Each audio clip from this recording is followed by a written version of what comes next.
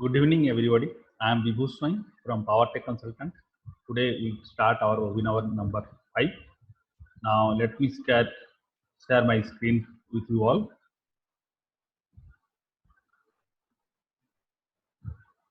Just let us make it a little bit more slide slow. Okay. In this webinar number 5, we'll study about the remaining portion of the chapter 3 that of book 1, that is basics of energy and its various forms. We have studied about electrical engineering, and now we'll be studying about more on the thermal energy. Now let me bring it here a little bit so that you all can visualize it. Now thermal energy basics. So here we have to read what is the unit of temperature and pressure. Now you all know temperature is the degree of hotness or coldness, and it is measured in Fahrenheit or degree Celsius. Now you have to remember this formula for conversion of degree Celsius to Fahrenheit. What is that? Degree Celsius is equal to degree Fahrenheit minus 32 into 5 by 9. Now if you want to convert degree Celsius to degree Kelvin, then you have to add 273. Kelvin is equivalent to degree Celsius plus 273. Now let us come to pressure. Pressure is what? Pressure is force per unit applied to outside of a body. That means if P is equal to F by A, F is here mass into acceleration, that is force, or mass into G. G is acceleration due to gravity. The unit of F is Newton, and area is acceleration is meter per second square. Area is meter square. So pressure unit is Newton per meter square, or it is also Pascal. Now you have to remember this terminology about absolute pressure, gauge pressure, and atmospheric pressures. What is absolute pressure? Absolute pressure is the total or true pressure. It is measured relative to absolute zero pressure. That means the pressure that would occur at absolute vacuum. All calculation involving gas laws require pressure to be in absolute units and temperature in Kelvin. The utilization of absolute pressure is that particularly in gas laws, and it is the pressure that would occur at absolute vacuum. What is gauge pressure?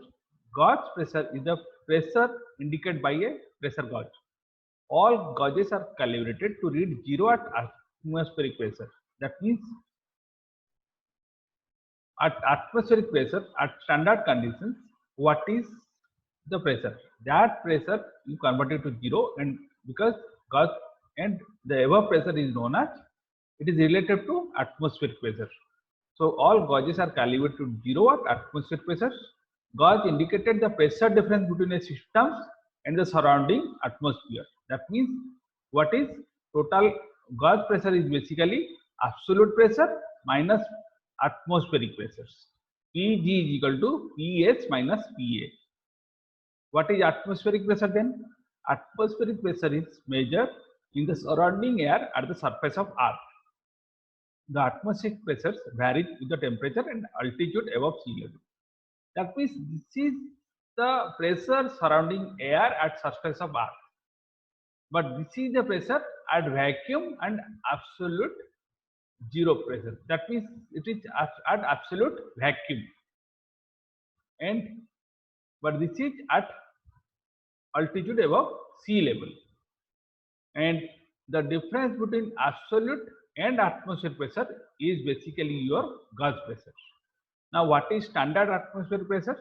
Standard atmospheric pressure means it is reference for gas density and volumes. Standard atmospheric pressure is defined at sea level at 273 degree Kelvin or 0 degree centigrade, and each 1.01325 bar or 101,325 pascals absolute. Sometimes you also use 20 degrees centigrade as standard atmospheric pressure. But remember, one atmospheric is equal to 1.101325 bar, which is equivalent to 101.3 kilopascal, which is equivalent to 760 mm of Hb, mercury Hg, or 10.33 meter of H2O, or 1013 millibar, or 1.0332 kg per cm square. These pressures, all the units needs to be remembered. What is that exactly? That means if you apply one atmospheric pressures in standard condition, what will happen in the evacuated glass tube? That means where is a vacuum based glass tube, the mercury will rise to 760 mm. It is also known as 760 torr. That means because of that pressure on the mercury, atmospheric pressure, it rises the mercury to 760 mm of Hb in a evacuated glass tube. That is known as one atmospheric pressure. And if I multiply the mercury with its density, I'll find some numbers. That number become 1.01325 bar, or 101.3 kilopascal. So mm of Hb into density, I'll get volume. Then I'll multiply with acceleration due to gravity. Then I am getting these numbers. Now, similarly, if I apply one atmospheric pressures, I'll be able to 1 Newton per one atmospheric pressure. I'll be able to raise the water up to 10.33 meters in the evacuated glass. So, one atmospheric pressure is 10.33 meter of H2O. So, you have to remember this whole formula. That is, one atmospheric pressure is equal to 1.01325 bar. Now, let us after temperature and pressures, let us understand what are the unit of heats.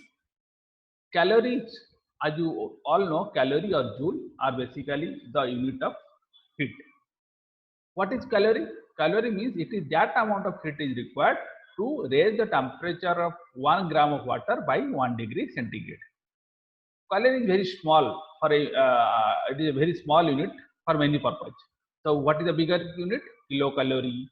That means 1 kilocalorie is equal to 10,000 calories. Now 1 kilocalorie, you have to understand in the same fashion that it is the amount of heat energy required to raise the temperature of 1 kilogram of water by 1 degree centigrade.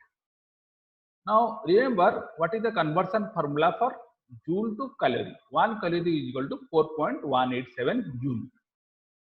Now let us come to specific heat. Specific heat means it is a substance, it is a properties of each substance. That means what if you apply some heat energy to a particular substance, how its temperature will vary. It will vary differently for different material. For water, it may boil earlier. For milk, it may boil later. That means because of specific heat, it changes. Now, specific heat is defined as quantity of heat required to raise the temperature of 1 gram of a substance, 1 kilogram of a substance through 1 degree centigrade.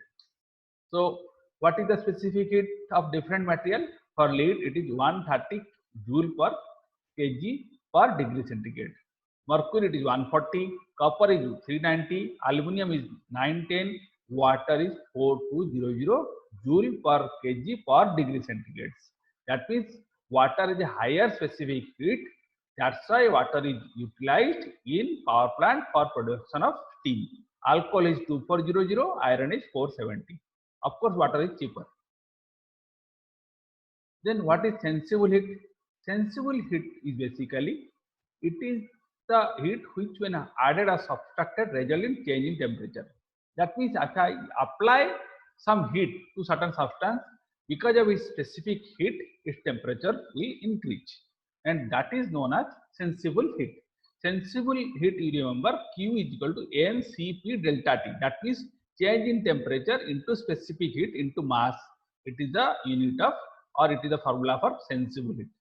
That means without changing phase, without changing its without changing properties or without changing phase particularly, if there is a change in temperature, that is known as sensible heat. The heat required for to change the temperature of a particular substance is known as sensible heat. What is latent heat? Latent heat is basically it is the heat content of a substance when its physical state change without changing temperature. That means suppose 0 degree ice, I converted to 0 degree water. That is by applying heat. That is known as latent heat of fusion. That means there is a change in physical state from solid ice gets converted to liquid, that is water, without change in temperature. So what is latent heat of fusion? Now latent heat of fusion means a substance of a substance, it means the quantity of heat required to convert 1 kilogram of solid to liquid state without change in temperature. If I am converting 1 kilogram of solid to liquid, means ice to water, without changing temperature, that is known as latent heat of fusion. What is its symbol? H small I F, and it is joule per kilogram. Its unit is joule per kilogram. What is ice? Latent heat of ice? Ice is 335 kilojoule per kg. That means 80 kilocalorie per kg. So QL is equal to M into HIF. That means you have to multiply mass into latent heat of fusion. You will get the quantity of heat required in kilojoule, and that is by multiplying the latent heat of fusion with the mass of materials. Now let us come to know what is latent heat of vaporization then. That means the amount of heat required to convert 1 kilogram mass of liquid to gaseous state. That means the phase change will be here from liquid phase to vapor phase without changing temperatures. That is known as latent heat of vaporizations. So in this case, latent heat of vaporization is denoted by QL, and its unit is also joule per kg. Now what is the latent heat of vaporization of water? It is 2257 kilojoule per kg. That means if water is at 100 degrees centigrade and 1 kilogram of water, you raise its you apply heat and it vaporizes to form steam at 100 degrees centigrade, then heat required will be 2257 kilojoule per kg. Why? Because latent heat of vaporization of water is 2257 kilojoule per kg or 540 kilocalorie per kg. So QL becomes M into HFG. What is QL? Quantity of latent heat in kilojoule. M is mass in kg. HFG is the latent heat of vaporization in kilojoule per kg. Now let us come to condensation. Condensation is the change by which any substances is converted from gaseous state to liquid state without change in temperature. That means in this case you change from liquid to gas, but in this case you are changing from gaseous to liquid without changing temperature. So 1 kilogram of steam at 100 degree condenses to form water at 100 degree centigrade. It gives 2260 kilojoule of heat. In the books, these two figures should be same, but since in the books it has given 2260 kilojoule of heat, so I am taking 2260 kilojoule of heat. Now what is dew point? Dew point means it is the temperature at which water vapor in the air becomes saturated with moisture and the moisture starts to condensate with water droplets. That means suppose inside your atmosphere water vapor is there, but at a certain temperature the water vapor becomes in the air becomes saturated, means it becomes converted to droplet or moisture. It tends to convert into the vapor, tends to attain its liquid state because it becomes saturated, and that temperature is known as dew point.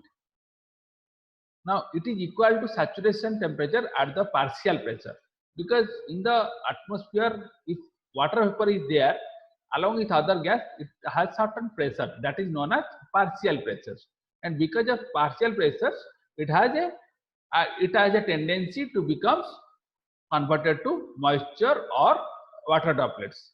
And So the saturation temperature or dew point is what? Dew point is the saturation temperature at partial pressure of water vapor in the mixture. Now, what is specific humidity or humidity ratio? Suppose in the dry air, it is you have x kg of water vapor. So total weight is becomes x plus dry air of quantum.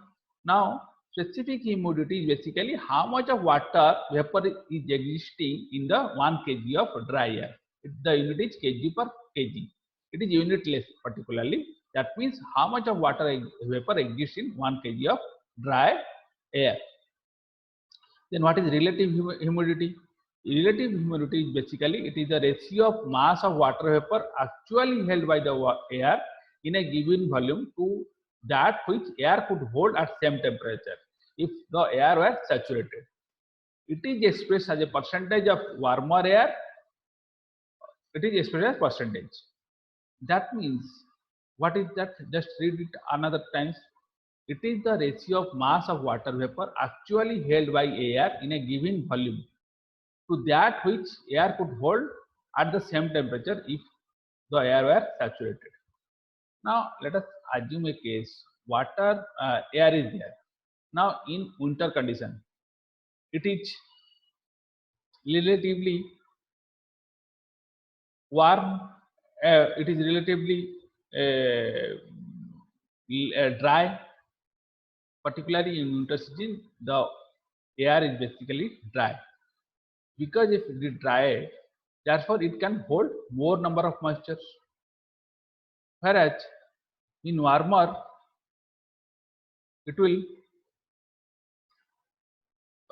hold more water vapors, and saturated air cannot hold any more water vapor. That means in your atmosphere, it has a tendency, it can capture more water vapors, and that means warmer air will be able to add more water vapor, and saturated air cannot hold any more water vapors. So relative humidity, particularly in case of warmer, relative humidity will be higher, but in case of winter, relative humidity will be lower. That means what is the humidity level, what is the water saturation level, or what is the mass of water vapor actually existing in that conditions. In case of warmer period, the tendency of water vapor will be higher, and therefore relative humidity will be little bit higher in case of warmer condition. Now come to dry bulb temperature and wet bulb temperature. Dry bulb temperature measures sensible heat content in water vapor mixtures. Dry bulb temperature is not influenced by relative humidity. It is the temperature recorded by the thermometer with a dry bulb. That means when you have seen all thermometer, it has a bulb to record the temperatures. Now, in case of dry bulb temperature, we neglect the effect of relative humidity. But in case of wet bulb thermometer, what we do? When we go to audit, we first measure the dry bulb temperature without applying any wet cloth. Now, once dry bulb temperature is measured, then we apply a wet wick or wet cloth above the over the bulb. Now, because of that, the evaporation of water lowers the temperature. That means the because it is the wick is wet, therefore it starts evaporating. And what will do? It will take away the temperature from the dry bulb. So it is taking latent heat from the water-soaked wick, thus decreasing the temperature recorded. So wet bulb temperature taken in account of RH. That means wet bulb temperature takes into account of RH, and whereas dry bulb temperature does not take account of RH. But if the relative humidity is 100%, dew point, wet bulb temperature, dry bulb temperature, all are same. If the relative humidity is 100%, dew point, wet bulb, and dry bulb temperature all are same. So in this up to this point, what we have understood? We have understood what is dew point, what is relative humidity, what is specific humidity, what is dry bulb temperature, what is wet bulb temperature, and what is that basic definition and unit. And the earlier point we have studied what is sensible heat, what is latent heat what is latent heat of fusion, and what is latent heat of vaporization, and what is the latent heat of condensation. Also, we have studied about what is the unit of heat and what is the unit of specific heat, and what are the values of the specific heat of different items. So this table we have to remember.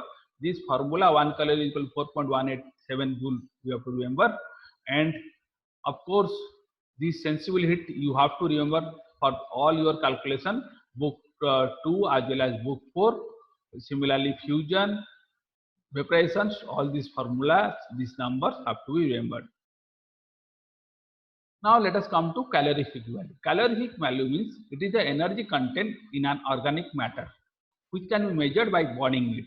Now it is measured in Bohm calorimeter. Remember, it is the calorific value of any coal, this or wood or any solid substance can be measured in Bohm calorimeter. That is a device which is completely sealed, insulated. It does not allow any heat loss. But once you place the coal, some sample coal, burn it, and based on that, there is a temperature recording is available. Based on the temperature, it is calibrated, and we can know what is the calorific values. So, Bohm calorimeter is a device to measure the calorific values. Now, what is NCV and what is GCV? Which one is better or which one is higher?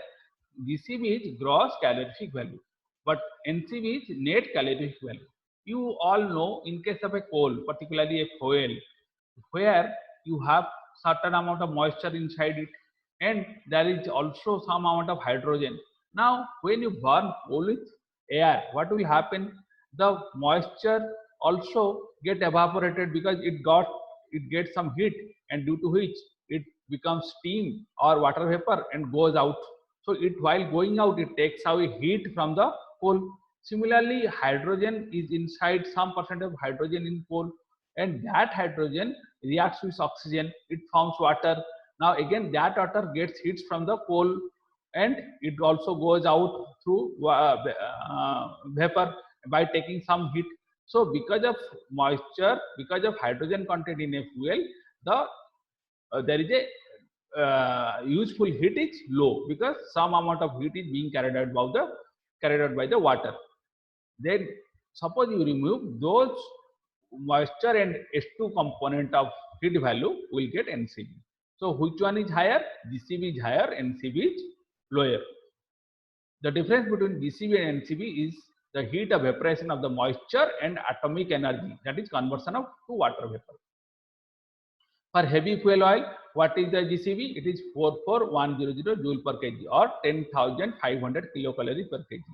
Whereas NCV is 9,800 kilocalorie per kg. You may have to remember these two values. That means GCV is higher than NCV. Now, let us come to heat transfer. You all know what is the heat transfer unit? Joule kilocalorie or British thermal unit, BTU. Now, but rate of heat transfer is basically known as measured in joule per second or kilocalorie per hour or BTU per hour.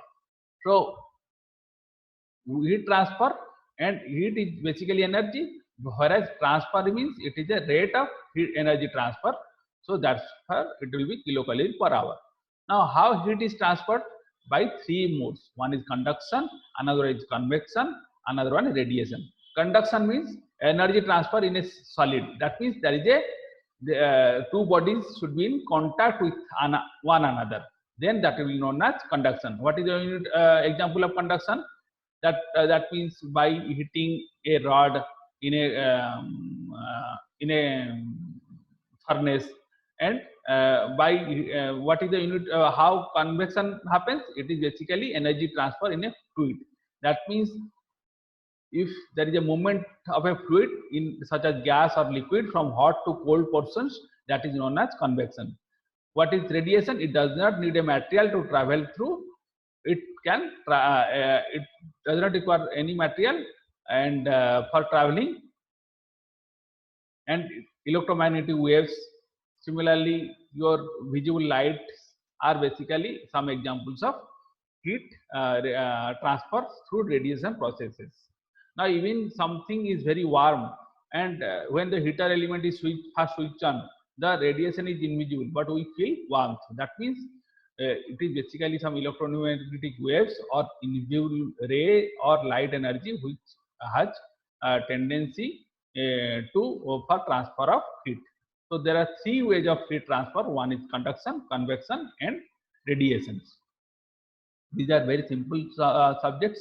It is basically fundamental of science. That's why I'm going very fast, and I expect you all to read some good physics books to understand the basic principles. If you have any problems, but you have to remember those formula you need particularly. Now, what is steam? Steam has been a popular mode of conveying energy since industrial revolutions. What are the characteristics of steam? Why it is so popular? Why it is so useful to industries? Because it has high specific heat and latent heat. Why steam energy is used in thermal power plant? Why some other form of substances is not used? Why not aluminum is not used? Why not alcohol not used? Because steam has high specific heat or latent heat. It has high heat transfer coefficient, and it is easy to control and distribute. It is cheap and inert, because of which steam is a good substance for use in conveying energy, or it is a popular mode for conveying energy. Now, these particularly all this formula you have to remember. If you have purchased by this time a steam table, you just go through it. It is very simple, and if you know just study the steam table, you can know how the energy of steam is calculated. That means, let us assume it is a completely, the steam has two components. Basically, it is the steam flow rate, then temperature and pressure. So based on temperature and pressures, the enthalpy, the heat content of a steam will change. Correct? Now, sometimes there is a mixture of water as well as steam. When it is not completely in a two-phase system. We'll discuss more on this during our steam properties, particularly chapter number, book number 2, where we'll study in details. But you try to understand, because of mixture of water vapor and steam, because of temperature, because of pressure, as per the steam table, the heat content of that mixture of steam or water vapor gets changed. So what are the formula and how to calculate the heat content? That is the major intention of these formulas. Now, what is the enthalpy of a steam is defined as mass of system. That means H is equal to m into H. H is enthalpy, kilojoule. M is kg, and H is, the small is specific enthalpy. So enthalpy of a steam is defined. You have to multiply mass, ton of or kg of steam into specific enthalpy. Now come, what is specific enthalpy? How you can find out of a fluid? It is U plus PV. Specific enthalpy is H is equal to U plus PV. U is internal energy, kilojoule per kg. P is absolute pressure, Newton per meter square. V is specific volume, meter cube per kg. So based on this, you can find out the H, the specific enthalpy of steam. Now this, at different temperature, at different pressure, this specific enthalpy gets changed. Now specific enthalpy of water in SI unit, what is that? It is HF is equal to CWTF minus T, I think it is TR. Okay, you can check the books also, refer temperature or T R. So HF is equal to enthalpy of water is equal to CW is specific heat of water, that is 4.19 kilojoule per kg per degree centigrade. TF is saturation temperature, TC is reference temperature. That means the reference temperature is 0 degree centigrade. Now what is saturation temperature? You have to find out. CW is specific heat of water, and that is the enthalpy of water. That means specific heat into change in temperature. Delta T. This is delta T. This is specific heat, and this is the specific enthalpy of water. Now, what is the specific enthalpy of saturated steam? Specific enthalpy of saturated steam is denoted by Hg. Hg can be obtained. How you can obtain? For saturated steam at standard atmospheric pressure, it is Hg is equal to 2676 kilojoule per kg, and specific enthalpy of evaporation can be calculated by H E is equal to Hg minus Hf. So specific evaporation enthalpy is equal to 2676 kilojoule per kg minus 419 kilojoule per kg, it becomes 2257 kilojoule per kg. There are simple formula, just don't worry about much. When you discuss in steam table and properties of steam in that book 2, all will be clear, but I shall appreciate if you go through some steam table, you can easily understand, and you need to remember all this formula and how it can be calculated. Now, specific enthalpy of superheated steam. Specific enthalpy of superheated steam can be calculated by H superheated Hg plus Cps, specific heat of steam plus constant pressure, into T S minus Tf. That means this is a Tf is the saturation temperature, Ts is superheated steam temperature, C is 1.860 kilojoule per kg degree centigrade at standard atmosphere. And remember, C varies with temperature, Hg is the enthalpy of superheated steam, and Ps is equal to specific heat of steam at constant pressure. So this formula you have to remember. So we have studied what is the best thing in steam, why steam is utilized as a mode or a substances for conveying heat. Now, how to calculate the heat content of a steam at different pressure, at different temperature, at different phase. That means maybe saturated water, maybe mixture of steam and water. So how to calculate the enthalpy or heat content in the steam?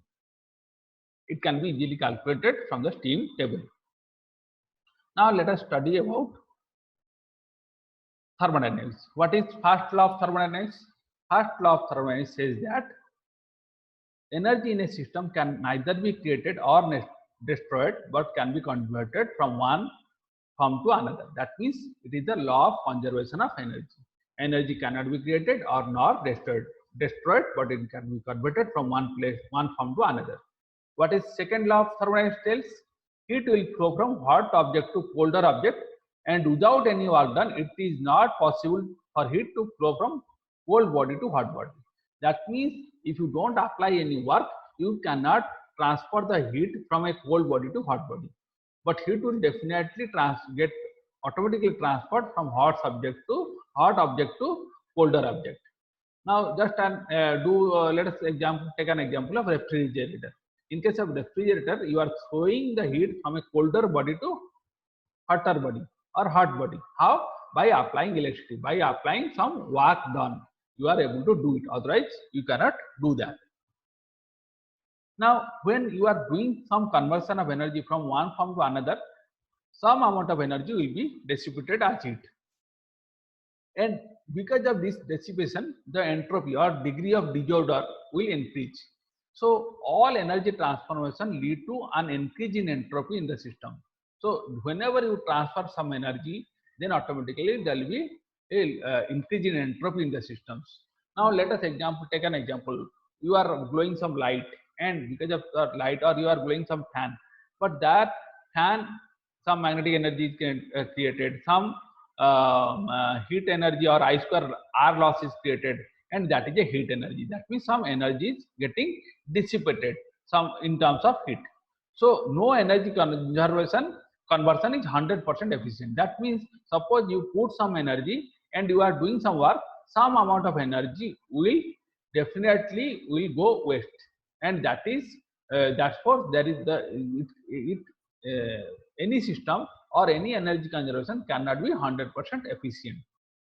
And this principle utilized for energy equipment efficiency evaluations. Therefore, you need to know how much of losses are there and what is its efficiency. Now, how to reduce that losses and how to increase the efficiency. Then only energy conservation can happen. So basically, you have to deal with second law of thermodynamics for conservations of energy, or which says that no energy conservation 100% efficient. but we need to go forward for achieving higher efficiency. What is third law of thermodynamics? It states that it is not possible to reduce the temperature of any system to absolute zero. What is absolute zero? It is degree Kelvin, 0 degree Kelvin, or minus 273 degrees centigrade. So you cannot reduce the temperature of any system to absolute zero. Law of conservation of matters. Law of conservation of matters is similar to law of conservation of energy, which says that in any physical or chemical change, matter is neither created or nor destroyed, but it may change from one form to another. That means you cannot create a matter or you cannot destroy matter, but it will change from one form to another. Now, in case you burn certain amount of coal in a closed chamber, what will happen? Coal will go, you will get some ash, then you will get some CO2 gas. That means the C component of the coal, carbon component of the coal, reacts with the oxygen of the air, and you get ash and CO2. In this case, the substances is neither created or not destroyed, but because of the process, it is converted from one form to another. In this case, the coal is converted to ash and CO2. So these principles, first law, second law, and third law, is utilized for our energy and material balance calculations. That means, as an energy auditor, when you study ahead, we have to do all the material balance as well as energy balance. Now, what is the basic laws for that? The first law of thermodynamics, second law of thermodynamics, third law of thermodynamics, and law for conservation of matters. So we have till now studied what exactly law of conservation of matter as well as law of conservation of energy for the purpose of carrying out energy and material balance calculation during a future energy audit. Now let us come to know about some unit and its conversions. Now energy units are wide and varied. The uses of energy varies with country, industry sector, systems such as FPS, CGS, MKS, SI. You know various system of units. And now we have to know what are the units of energy in different systems. Now, one barrel of oil is 42 US gallons or 0.16 cubic meters. One formula I can remember. Now, these whole things, it is very difficult to understand or remember, but if you are exactly knowing how it is being calculated, it will be easier for you to remember these formulas. Otherwise, you may get confused. So just let us start with this. 1 megawatt, you know, mega means 10 to the 6, and that is equal to 1000 kilowatt. Kilo means 10 to the 3. So 1000 into kilo means 10 to the 6. So 1 megawatt is equal to 1000 kilowatt. 1 kilowatt is 1000 watt. 1 kilowatt hour is equal to 3412 British thermal unit. 1 kilowatt hour is equal to 1.340 HP hour, horsepower hour. 1000 BTU is equal to 0.293 kilowatt hour. If you remember this, you don't have to remember this. You can easily convert. 1 therm is equal to 1 lakh BTU, British thermal unit. So and 1 million BTU BTU is equal to 293.1 kilowatt hour. So if you remember anything, you can easily remember the other things. But what you have to remember? 1 horsepower is basically you have to remember 1746 watt.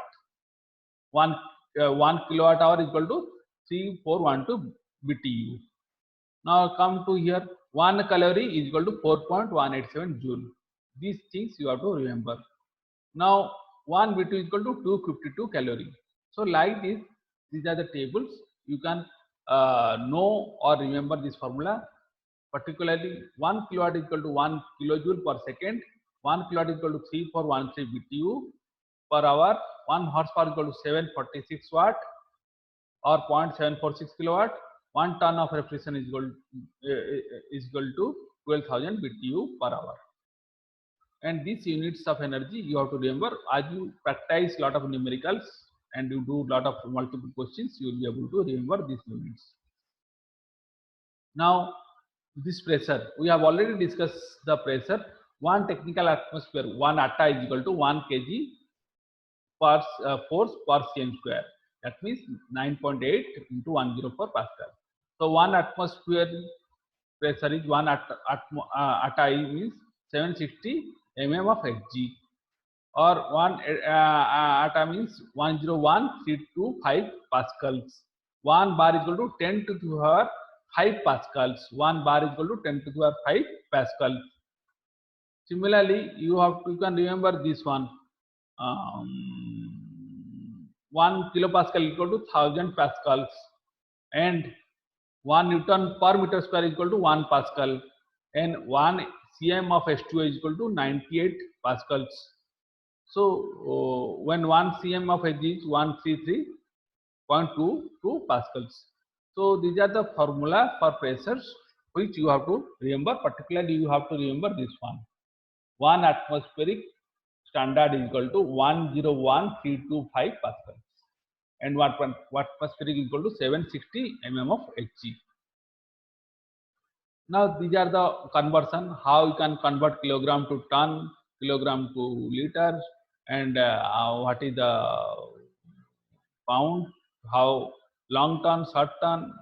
So these are the formula tables.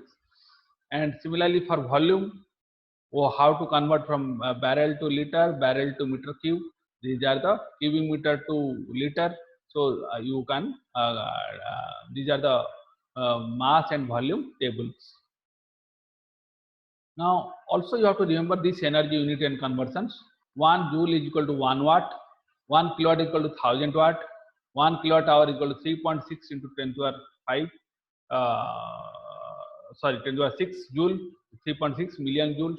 1 megajoule is equal to 278 watt hour. Now you can remember this one. 1 watt hour is equal to 3600 joules. It is basically conversion, jumbling of kilo vis-a-vis million. So don't get confused. 1 HP is equal to 746 watt. These things you have to particularly remember. Now you have to remember also the energy conservation value for working out annual energy consumption in terms of metric ton of oil equivalent. This is as per Gazette notifications of energy conservation under Energy Conservation Act. The Ministry of Power has decided this one. So you may have to remember this table also, and it is widely used in industries, and a lot of my industry friends know this also. So what is 1 kilowatt hour? 860 kilocalorie. Suppose electricity is there, you need to convert it to kilocalorie. You have to multiply into 860. This we have studied in the PAT scheme. Now, similarly, what is the gross calorific value of coke and coal? As per the supply certificate. What is the gross calorific value of charcoal? It is 6900 kilocalorie per kg. That means charcoal GCV is 6900 kilocalorie per kg. What is furnace oil or different type of naphtha, LHSS, RFO, fuel oil? What is the its GCV? It is 10050 kilocalorie per kg. What is its density? 0.9337 kg per liter. Why? And what is HSD? It is HSD GCV is 11840 kilocalorie per kg. Density 0.8263 kg per liter. Petrol is 1120 kilocalorie per kg. Density is 0.7087 kg per liter. Petrol is lighter than diesel. Kerosene is 0.7782 kg per liter density, and the GCV is 11110 kilocalorie. LPG is 12,500 kilocalorie per kg. Natural gas GCV value gets changed from 8,000 to 10,500 kilocalorie per nm cube or per meter cube. Remember, natural gas unit is kilocalorie per meter cube. Now, why we this remember? Why such a formula is devised? Because different industries utilize different form of energy. Somebody use coal, somebody use HSD, somebody use LPG, somebody use natural gas. To understand how much of energy it is getting consumed, we need to have some standard gross calorific value, so that we can multiply the ton of oil or ton of coal into that corresponding GCV so as to find out its energy consumed inside the plant. Now, if the energy consumed is more than 20,000 ton of oil equivalent, what will be there? It will become a designated consumer. To find out whether an industry is a designated consumer or not, these values or these numbers have been formally fixed by the Ministry of Power. Otherwise, if you have different result, different test certificate, you can take those values as well. Now, what is 1 kg of oil equivalent? It is 10,000 kilocalorie. And how it has come? It has come because of this. If you see 1 kg of oil, how much it is? Almost 10,050. But we have to have a simpler. We are considering 1 kg of oil equivalent means 10,000 kilocalorie. 1 metric ton of oil equivalent is equal to 10 to the power 7 kilocalories. So how to convert solid fuel to ton of oil equivalent? Multiply the solid fuel in kg, multiply its GCV in kilocalorie per kg divided by 10 to the power 7. Then we will get what? We will get MTOE conversion. Similarly, for liquid fuel, multiply the quantity of liquid in kg or liter. If it is kg, you have to multiply just GCV, kilocalorie per kg. But if it is liter, then therefore a density term has been given. If it is in liter, you have to convert it to kg, similar corresponding value of kg and multiply its GCV and divide by 10 to the power 7.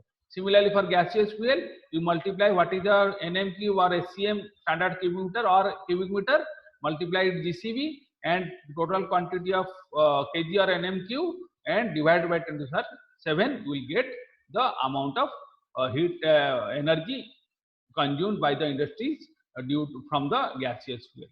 So these basically solid fuel, gaseous fuel, liquid fuel, we need to convert its total consumption into a corresponding energy value to find out whether the designated consumer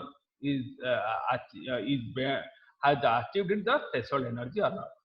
So in this session, basically what we have studied? We have studied various units of thermal system, that means calorie, temperature, pressures, then energy and different types of energy in different units. What is steam? What is the first law of thermodynamics, second law of thermodynamics, and third law of thermodynamics?